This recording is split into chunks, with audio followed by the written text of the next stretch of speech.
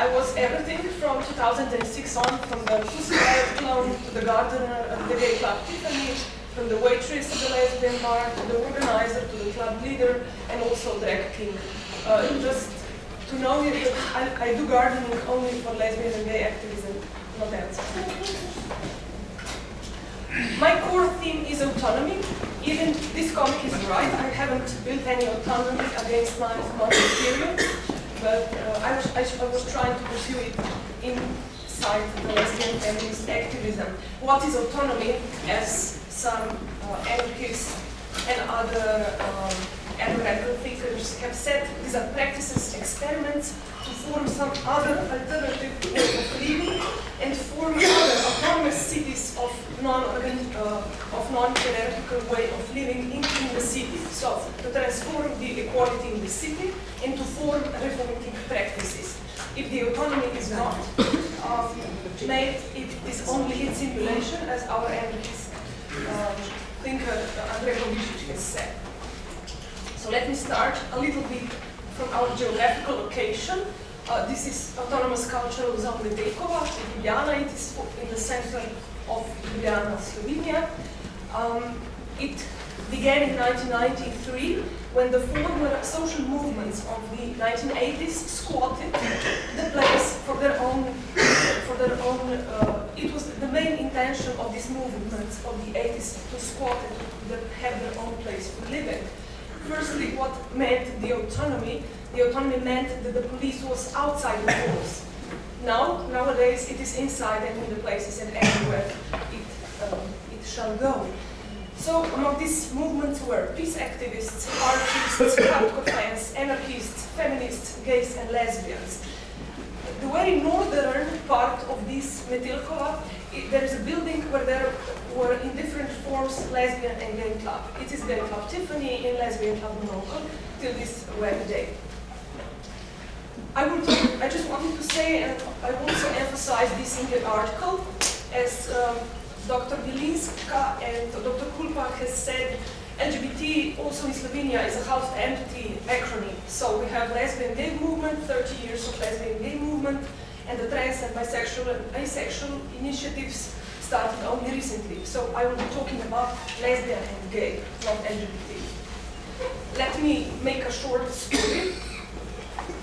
What happened? So for the autonomous spaces, also for the lesbian and gay, there is informal economy and non-profit means of production.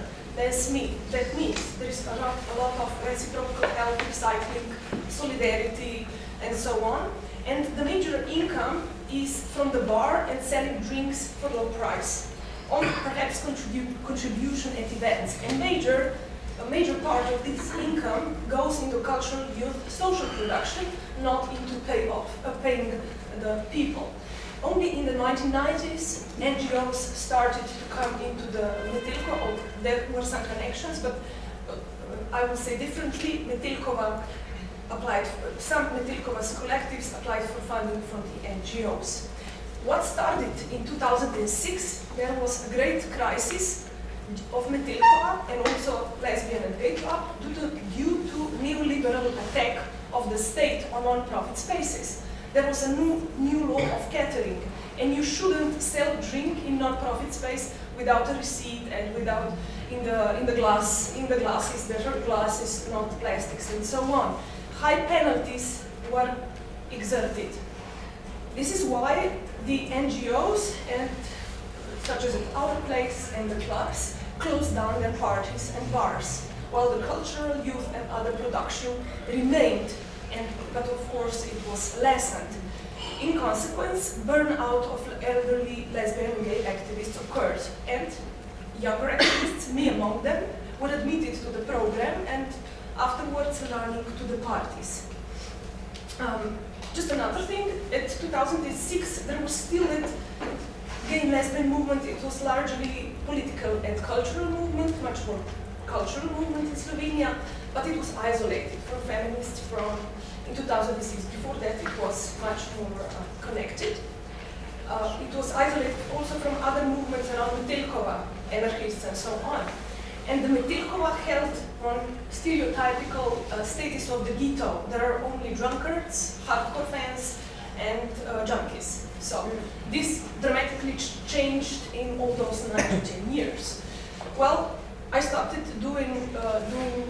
collaborating with the Lesbian Club as the activist in 2006. And after, in 2009, we finally established lesbian gay parties with an open bar. In the meantime, there was a lot of unpaid work, and we provided cultural, youth, social, and every other program. There existed intergenerational gap, like Anna was saying before, between the elderly and younger activists. I will tell about it elsewhere. Slowly we established these parties, but also my personal burnout occurred due to lack of autonomy. I will talk about these factors that provide activist autonomy further. So what is the situation in 2005? Lesbian gay parties are in full swing, are in a way politicized, only commercial parties were part of it. There is, however, there is strong political feminist and lesbian and anarchist program elsewhere of the Metilkova. And Metilkova gentrified in that way that the users of Metilkova became consumers. Youth in the gentrified center is coming to Metilkova, and Metilkova is overpopulated and desired also by creative industries, also by youth. And intra and inter-lesbian and gay alliances split into aggressive versus neoliberal alliances. As I must say, these were one of the 3 core processes, still a process that could be grouped into 3 great processes, like in these 10 years there was NGOization, as well as gentrification, neoliberalization of autonomous places, as well as lesbian and gay places, and Metilkova, what further lead to radicalization and mainstreaming. Okay, I just grouped those many factors in autonomous building for me personal as an activist and for my collective. First group consists of status of legality of our places, autonomous places, Metilkova, way of means of economy, connection to the NGO, and unpaid or underpaid work. I mean, underpaid as a precarious work. The second group are intra-activist, intra-place hierarchies dominations, level of control exerted by state, by the NGO, and myths and postulates of the movement. The third one is perhaps the most important one, especially recently, mobilization, emotions, reproduction in the most broad terms, and political and other knowledge. If I perhaps turn on the first group and enlighten a story a bit.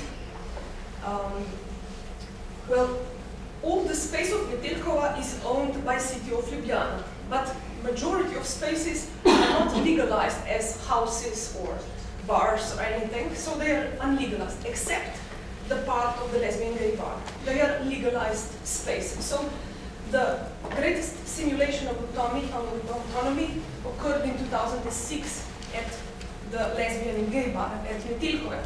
What that meant? That meant that the inspectors that could come to the party, into the bar, should exert much larger penalty for those places, for lesbian and gay bar, in comparison to other places. Because if you are an inspector and come into a place where there is drink and you exert some penalty, it would be like 50 or 100 euros. And when you come to the place where there is organization or is legalized, there will be a penalty of 2,000 euros. So this is the difference. And due to this, that LGBT clubs there is a history of all the lesbian and gay movement starts of it were inside one of the eldest non-governmental organizations, Schutz, which means Student Cultural Association. Also, Schutz presented here as one factor. He was renting the space for LGBT clubs, and he's still renting from the city of Ljubljana. So it was like the property of Schutz for renting of these NGOs. Consequences for these are NGOs prohibited parties until 2009. So we were having a crisis of keeping company, of partying, and the lesbian and gay scene was almost ruined. It was inevitable that after we were admitted as young activists, we had done a lot of unpaid work because we didn't have any income, any means of economy. We couldn't sell drinks, we couldn't have contributions, but instead of it, we made other cultural, youth, and other projects. The inevitable process are further NGOization. Why is that so? I turned to other income, so I started applying to funding. So NGOs indirectly promoted our NGOization. Even if Metelkova, through the whole these 9 years, directly was getting against municipality and was not letting go of the spaces as autonomy. So there was this compromise. In 2008 and 2009, we finally established parties, but there was another compromise because for us not to be, or for NGO not to be responsible for these payments or for penalties, there was a private businessman that came into the club that was not connected to our collectives and was selling drinks. So, first of all, if there was our work in cultural youth and other project, it was underpaid or unpaid, and it was valued because we were establishing scene new. Now it was totally undervalued work that should be done as a hobby, because those work that is done at the bar, selling drinks, it is profitable, it is valued work, and the cultural work is just hobby work. All of these factors are very important that led to final gentrification, neoliberalization of the clubs, and also whole Metelkova. So this is just for my background. There is also a lesbian movie about Robin Hood, so you are invited to look at it. She was a lesbian, just to say. Okay. The second group of factors that contributed or obstructed my personal feeling of autonomy were hierarchies among NGO and activist places and Metelkova, and among us as a collective. Hierarchies, NGO as an organizational structure promotes hierarchy. Someone is have to be lawfully responsible for the NGO and so on. So NGO directly leads to some hierarchies. Second one, there were hierarchies that were exerted by elderly activists. They called themselves supervising activists and got a supervising board, and we as younger should leave them yearly reports what we were doing at the LGBT clubs. So it was this direct hierarchy. Moreover, me and my colleague, who was the runner of the gay club, we were always named as the boss of the club. So there was no respect for that. This is run by collectives. Everything at autonomous spaces, at grassroots, radical places is run by collectives. It is not on individuals. So, and there was something more. This hierarchy, which I think was also the consequence of isolation led by NGOs of this competitiveness for funding, was also the unsolidarity of these same supervising lesbian and gay activists, even if they had stable financial income from the funds. They weren't. So this is very complex. But if they would not prohibit our parties, we could get a penalty, I don't know, 2,000 euros, and they should, because we were without any savings, without any stocks, they should loan us, yeah? But they weren't prepared to do that. Okay, this is one part of unsolidarity, but there were other power aspirations also, but I will not talk about it at this place. There were some dominations at autonomous places at large. Those also, Anna talked about it, those who were the first who squatted the place wanted to get more power at assemblies, at the monthly assemblies. But all in all, Metelkova exerts some freedom of some freedom, so there is not very control. Just in 2 minutes, really, there were some myths also apart from dominations. There are some movement myths, like lesbians are poor and therefore they should do their work unpaid. Yeah? And this is also part of this victimization. All in all, that left to my collective experience lack of autonomy. So these are, we have this also in our drawers. What was the most important thing? Mobilizing emotions are, for instance, anger, are, for instance, very emotional phrases like lesbian, I'm doing it for the lesbians, for the movement. That can fuel your action, but only for the short time. I think the most important thing that I needed to learn was reproduction, as it's coined by Silvia Federici from the Wages of the Housework Initiative. And it means not only food, shelter, space, safety, but also satisfaction, keeping company, taking care, conflict resolution, solidarity, non-hierarchy, and so on. And when you reproduce yourself as activist, as a collective, as a movement, there is a chance that mobilization emotions fuel themselves. And also political knowledge. In 2010, we started Lesbian Feminist University, which is DIY initiative, but it empowered us with not only feminist and lesbian knowledge, but anti-capitalist, post-colonial, and so on. So what would be my, for the final thing, what were my personal and collective experiments in autonomy building at so-called simulated autonomy spaces? Creativity, this is one of the ways, solidarity, non-hierarchy, community building.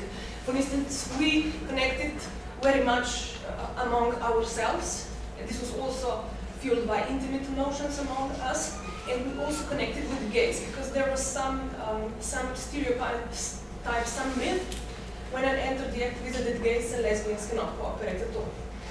Next thing is very important is reproduction of self and activist collective and wage labor. Through my activism, I decided to pay every lesbian or gay or trans or everyone that works and to find a way how to pay them.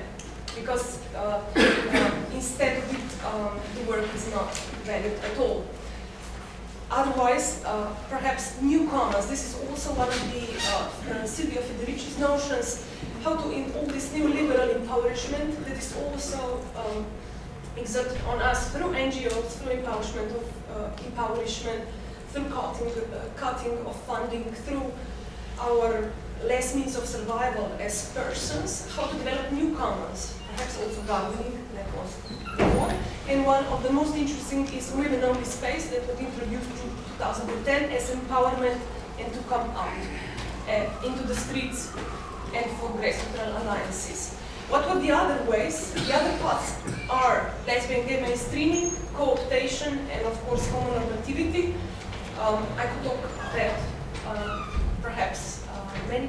I would just like to point out that this is the certificate of our city of Ljubljana, that something is LGBT friendly, and it was made by LGBT NGOs, but and it is a direct co-optation with this neoliberal state. At the same time, the city of Ljubljana lessened funding for every LGBT project, and only lesbian bar was closed down. So these are the paradoxes that will not. So this is their. This will be their own article on forming their autonomy. So thank you very much.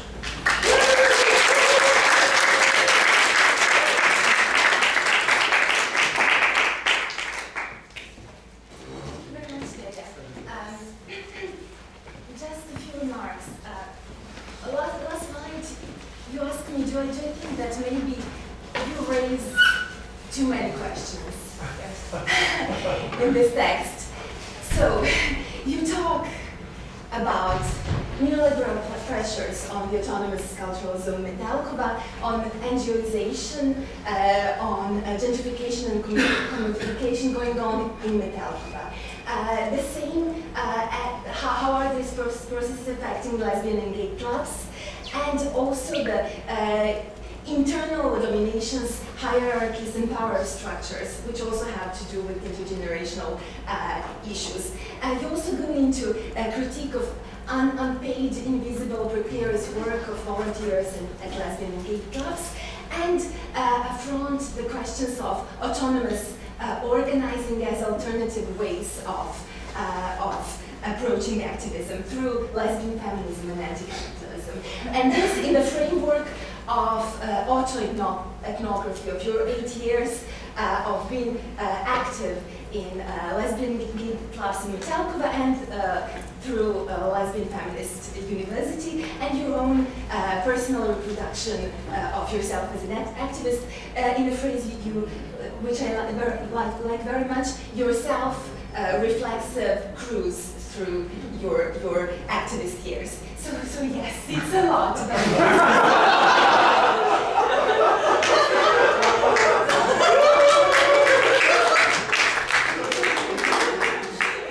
is why it's wonderful. And let me just ask you some of the questions, because I would be interested about so many things, and even about lots of the details, but also about your theoretical approaches, because I think you have a really nice balance going on in the text about that, but we will continue talking about that. So let me just maybe raise a couple of issues, and you might answer just to what you choose, and then we will turn to the audience. So I'm curious also about Metelkova in general. So as you say, the neoliberal pressures and structuring processes since 2006, and also the new catering law have been putting, and police controls have been putting the pressure on Metelkovism. So I was wondering, how has it managed to survive? How have other initiatives also been managing to keep up to 2015? It's really interesting. Then about this somewhat paradoxical position of lesbian gay clubs within Metelkova, because they seem to be in a most conservative position in comparison to all. So they have been squatted, and then they have been attached somehow as a proper, attached to NGOs, and in this way legalized. And then they need also bar licenses given by these NGOs. And you are mentioning that if they would be delegalized, this would be supporting, this would be expressing solidarity with Metelkova as a space. So has this been a concrete discussion? Has this been a concrete option, and has been refused, and why? Then about the hierarchies and binaries you are problematizing very much. So just this phenomenon of supervising activists as opposed to the supervised workers. This binary you mentioned in the text between easy money gotten through bars and hard work, hard money gotten through hard work of fundraising.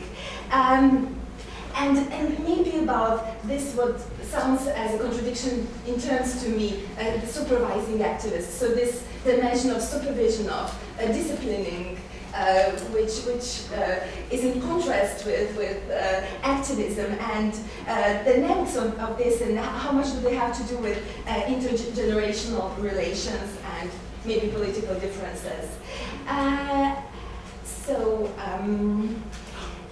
The last question I had to do with reproducing oneself as an activist, but you said a lot about that. So, but it was about the difference between reproducing oneself as an activist in an autonomous space for you, and on the other side in the NGO space, and spaces endorsed by municipality and the state. So, what's the difference in this? Perhaps two sentences. All of it. Metelkova in general managed to do it with creative revolt. Like there was nobody in the space when at the bar when the inspector came in, so nobody could be fined. Or there were other creative ways, and some of the places that could, they radicalized, and the other got into this legalization status, so they got connected with the NGOs, and everything was lawful, and everything everybody has contracts and so on. So there are like two. I think that from the beginning there are two paths at Metelkova. Someone to legalize and someone to delegalize. It is the same for the other squatted place factory Rog, which is much more, which is newest. It's only 10 years, but the conflicts are the same. Yes, of course, we raised the question if we would be delegalized our spaces, that we would have much more options to have active revolt against municipality in space, but the NGO refused because this is their property and in a way rent and property. So if you're not going to do that, you can go out. Perhaps these supervising activists, I wasn't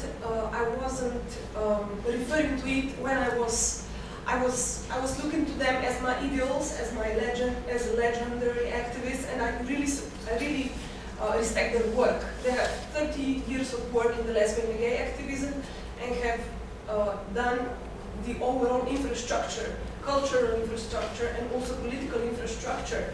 But after my burnout, I just, when I seeked other ways of my own reproduction, it was this kind. They were actually supervising, and I think among the movements or those that are most marginalized, there are some dominations that I don't know, that they are dominations as in elsewhere, and it had to be criticized. If we wanted to criticize something, it was like, you can't criticize, we know how to be better with a long-term experience. So perhaps this contrast, I think I will be furtherly explaining this contrast or use another word, so it won't be this. Perhaps just to tell, I couldn't find my own reproduction in the NGOs, so I went out and working elsewhere, and I'm doing now the activism for hobby work, anyway, in the free time. So this was one of my compromises for my personal autonomy. Any questions? It's always hard to find like a place for critique of activism, especially if there are if there is a spectrum of activisms, like in Ljubljana has like many feminisms. This is what I've learned there. Have you found a kind of constructive way to communicate this critique to people who are now becoming activists and who are now interested in what happened before and don't take NGOs and autonomy for granted, but actually question what were the processes of engagement between the two and power relations? So, I'm just trying to take care for the younger activists, to empower them, to make them possible to organize an event, to get them books, to get them knowledge. But I don't feel a need, and I'm against educating who is the witch in the movement, who is that, who is not, who is that. So I'm just trying to empower them and to get them the literature, and so they can build their own critic and choose for themselves. Everybody has their own path, you know. So there are many paths in our. This is the minority path that I was respecting. The majority path for now is advocating same-sex unions, opening perhaps one bar and so on. So I'm really not trying to educate the youngest in that way, but we try to make the possibility infrastructure so they can give their own critical opinion about it. Maybe we can collect some. Okay. So what I really like is this concept of reproduction of activism. This is the first time I hear it. So if you can just a bit elaborate on that. And the second one was, it was very interesting when you spoke about hierarchies and domination. So I don't know, was it a choice or not, but you avoided to name the groups and so because what I know from Ljubljana is that there was a split in '97 between between, there was a Rosa Club owned by a gay and lesbian group, and then they split, and lesbians accused gays that they were appropriating what they'd done with this. So that's the only thing I know, and I kind of heard that in what you said. So was there domination on the gender level, or was it just this private property, or the person who owned the bar and profited, and they were using you? So what were the, like, say, lines of division in your case?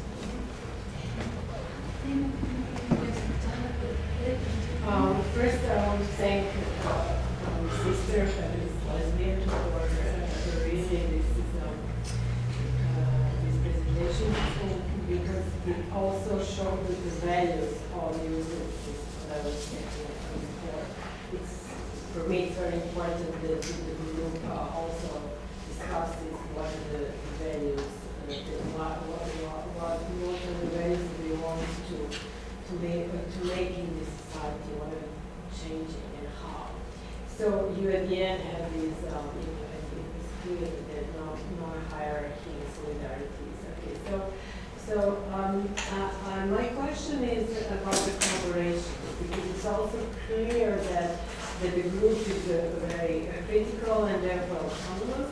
But anyway, do you decide, like your group, University, do you collaborate with any groups in Slovenia, feminist or lesbian or LGBT?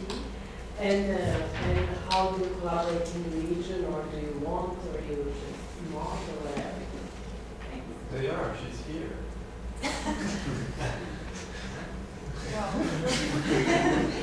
So maybe we take Maria's question also, maybe as the last one.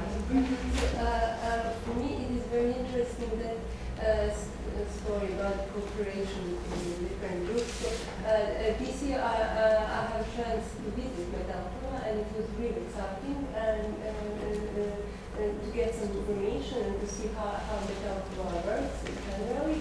So, but I don't know, do you have some information about that, about connection and cooperation between feminist LGBT groups with left group and anarchists? Because they told me they have a good cooperation, and Yes, we have a good cooperation.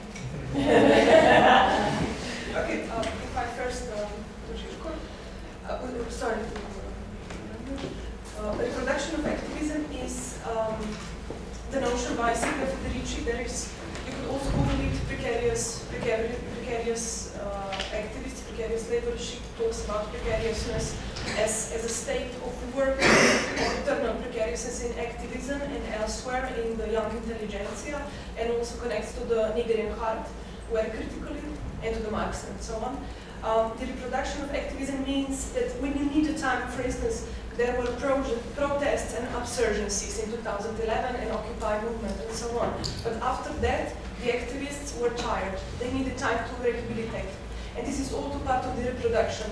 For instance, trauma support against when you are attacked by pepper sprays.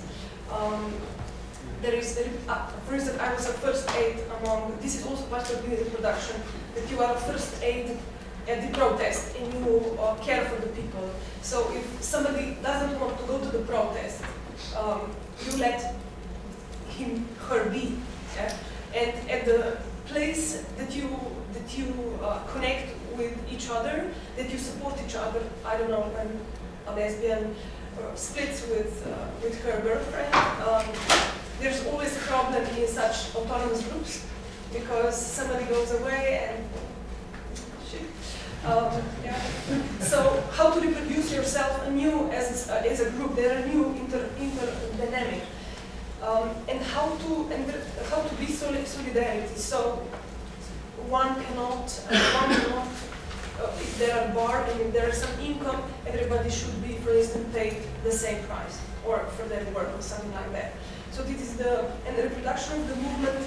Means also to take time to yourself and not to criticize yourself too much if you can't do a lot of activism. You can also take some break to rehabilitate yourself, to build a community. And also there is Gavin Brown from University of Edinburgh, who said very well that perhaps our anti-capitalist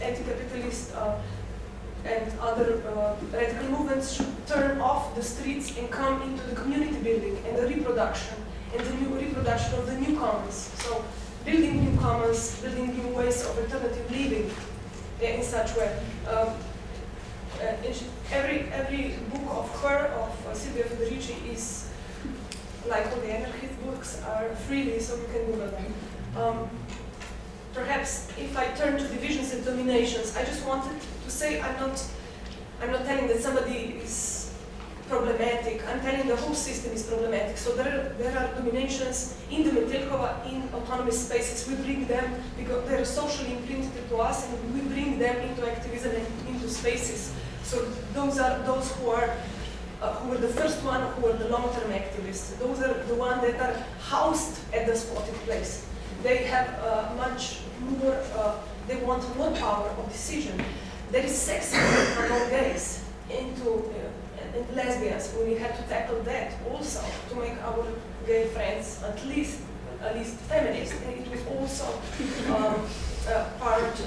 part, for instance, and there were other dominations in terms of, but we tried, you can't reproduce your collective if there is unbreakable domination or division. There is the end of the reproduction, there is the end. Somebody must go away. It is part of also the other radical collectives. I just wanted to say, to collaborate, it is interesting that after, for instance, sexism and misogyny was also the problem within the anti-capitalist and anarchist movements after the Occupy. So I think that from the 2000 until 2010, there were only feminist and queer festival Red Domes among these grassroots feminists, and there were Mesto Žensk, the City of Women, and there were academic feminists. But before that, it was very rich. In the same building in Metelkova, there was Feminist Center and then lesbian feminist Cassandra Alliance. It was great, it was really good work, it was women-only space, but somehow dissolved. And the new feminist groups and grassroots groups developed after the insurgencies and protests due to the active sexism and dominations. And we are very much, and they are very radical. We are mainstream in relation to them. They are very radical. They do, for instance, there was a problem because the radical group, radical social workers, threw tampons at the mayor at the Pride Parade, and said that because Pride Parade collaborated with mayor, who is corrupted, and so on, it's problematic, and it was division in the movement. So, yes, we have very fruitful collaboration. I think there were also many men became feminists, and I think this is very much, and also a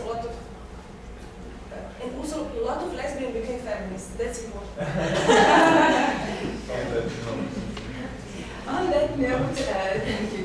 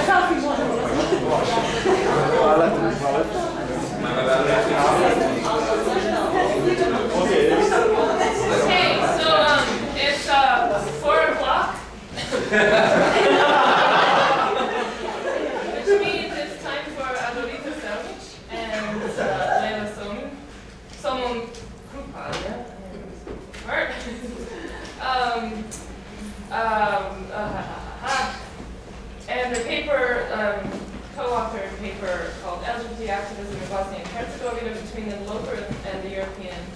And I'm Elissa Helms from the Gender Studies Department here at CEU. So I think that's me, right? Okay, so we can start. This is our working title that will probably be changed during the work. So just shortly, something about Bosnia and Herzegovina and this political and historical context that we are writing about. We can say that LGBT activism is placed between two important things, two important narratives, dysfunctional and impoverished state, and legacy of despicable violence, which also increases the tolerance towards violence in general, and the Western European narratives of LGBT rights, liberation, and democracy.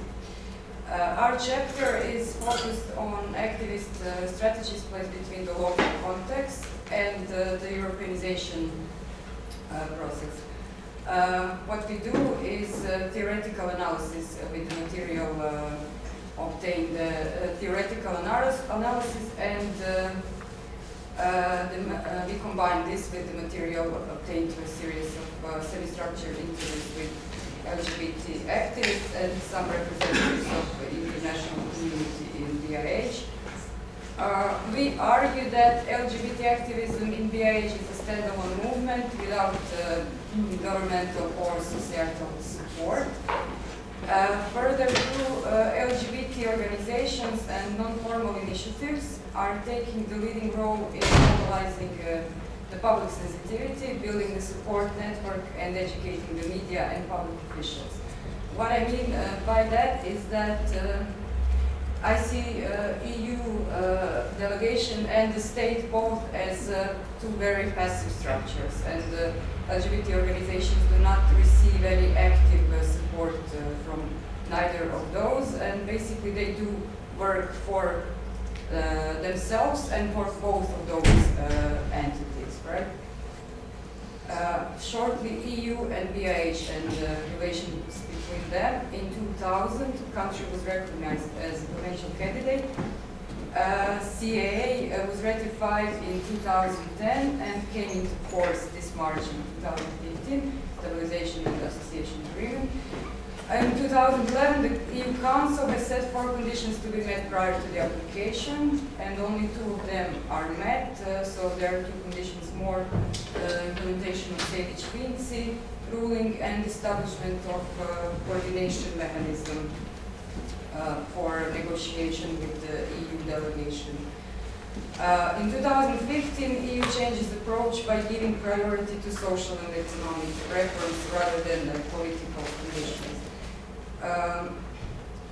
So what is, how is LGBT activism related to this European integration process?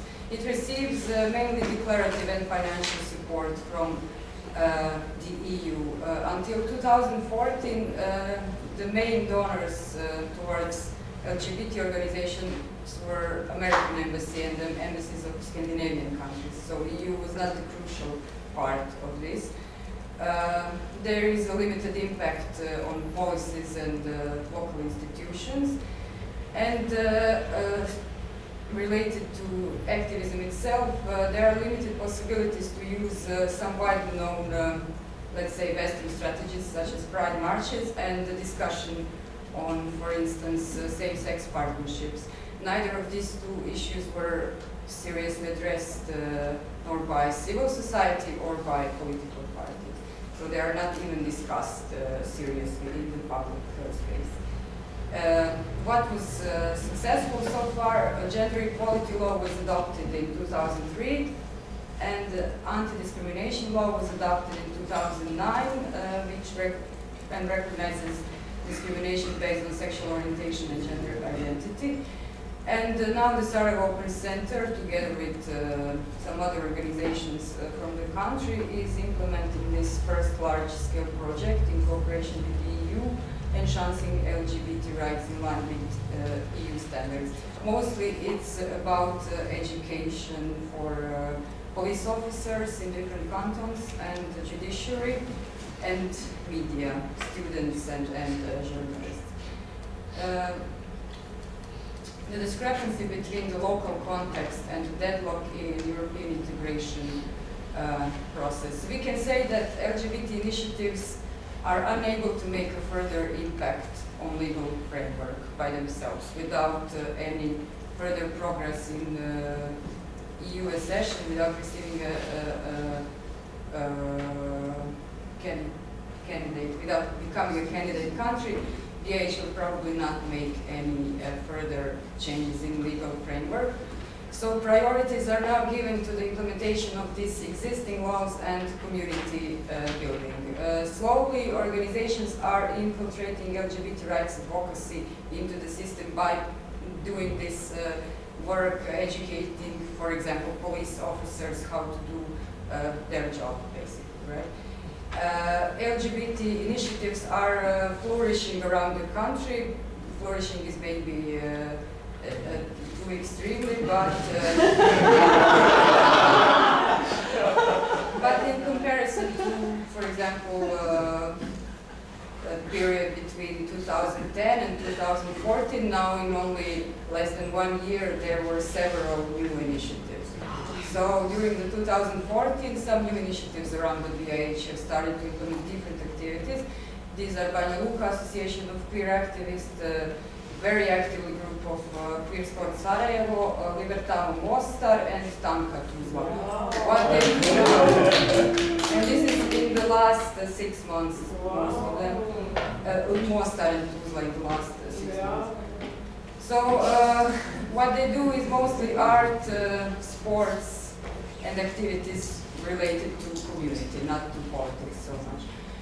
Festival Merlinka in 2015, unlike 2014, was held in a very peaceful manner and successfully both in Sarajevo, and it was with well-organized police protection. So the main activist strategies and approach in general. Human rights approach was established by Q organization formed in 2004, the first formal organization in Bosnia.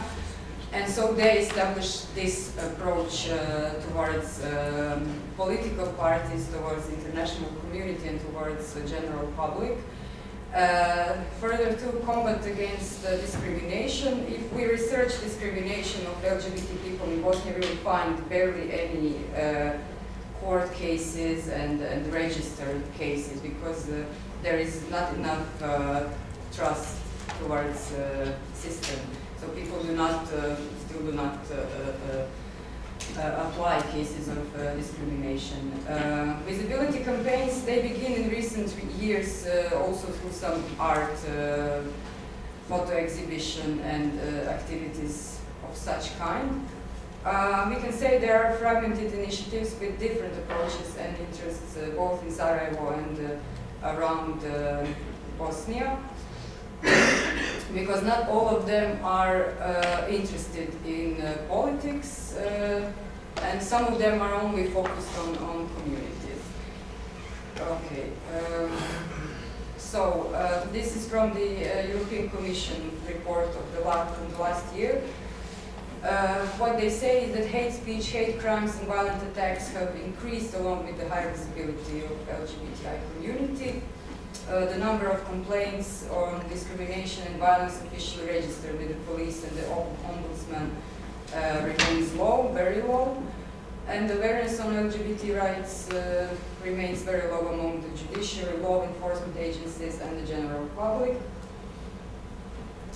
So one of the recent events which is very important for us is that 6 years after the QSF, the Queer Sarajevo Festival, after the violent attacks on participants, the Constitutional Court adopted the decision on admissibility and merits and had partially adopted the appeal of Association Q. So Association Q applied this complaint towards the Constitutional Court, and now finally they decide that the federal government, the government of federation and the cantonal government are obliged to pay the fee of 3,000 Bosnian KMs each of them to Q association, which officially still exists, although it's not active on daily basis. What we can notice is that human rights-based approach is changing towards improvement of life quality and implementation of existing laws. By that I mean that there are more